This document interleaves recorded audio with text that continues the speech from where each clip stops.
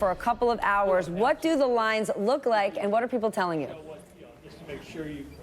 Stephanie, I personally have not seen anything like this. We're at a polling station about 30 minutes outside of St. Louis, and the lines have been wrapped around the building since this polling station opened locally at 6 a.m. And all eyes are on this state because this is one of the closest Senate races in the country. We've got Republican Josh Hawley facing off against Democratic incumbent Claire McCaskill around a midterm election. A recent NBC poll found that 70% of the people we polled, both Republicans and Democrats, said they have never been this excited. They are extremely interested in this mid-Americans, Latinos, when it comes to young people. But also people said they were reacting to issues like health care, the economy, immigration. But they also said they were reacting to President Trump. In that poll, 40% of the people we polled said that their vote today was going to be a disapproval for the president. 32% signaled that their vote was approval for the president. So a lot of things that people are reacting to. And the big question is, what happens with this line today?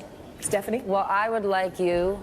I see some kids Stephanie there. says thank you on MSNBC, guys. Thank you for you got waves there and we got thank yous back. With their moms and dads. I had mine with me about an hour and a half ago, but they didn't. Been rocking and rolling all morning.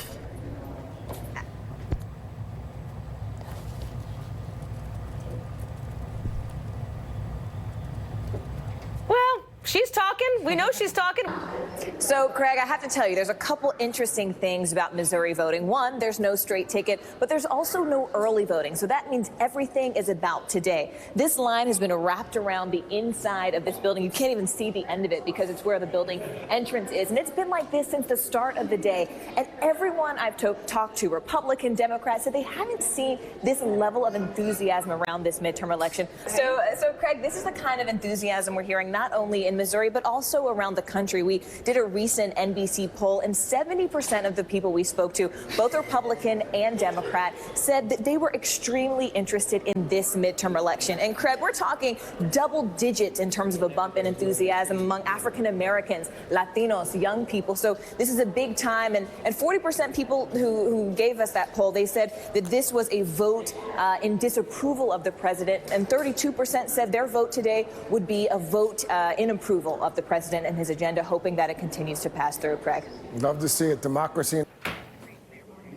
That's right, Savannah. Good morning. Polls here in Missouri, they are just now opening. And this is ahead of one of the closest Senate races in the entire country. But truth be told, Savannah, this is just one of many states where people are already lining up outside because enthusiasm around this midterm is higher than we've ever seen before. When it comes to those early ballots, Democrats are leading Republicans by 11 points, according to our most recent. Is what's going to happen today. Savannah? I'm Morgan Radford in St. Louis County, Missouri, where the line inside this polling station is wrapped around the building. Here, both Democrats and Republicans say they understand what's at stake. Their incumbent Democratic Senator, Claire McCaskill, is in the political fight of her life because this is a toss-up race in a state that President Trump won by nearly 20 points back in 2016. Lines are wrapped around the inside of this polling station, both Democrats and Republicans saying they understand what's at stake. This is a toss-up race in a state that President Trump won by nearly 20 points back in 2016. What are you hearing there?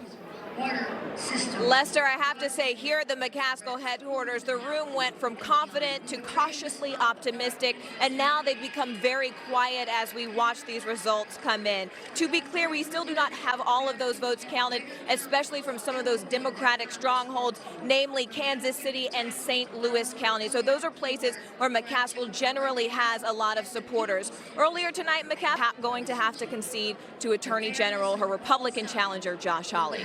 Lester? Morgan Radford, thanks for the update.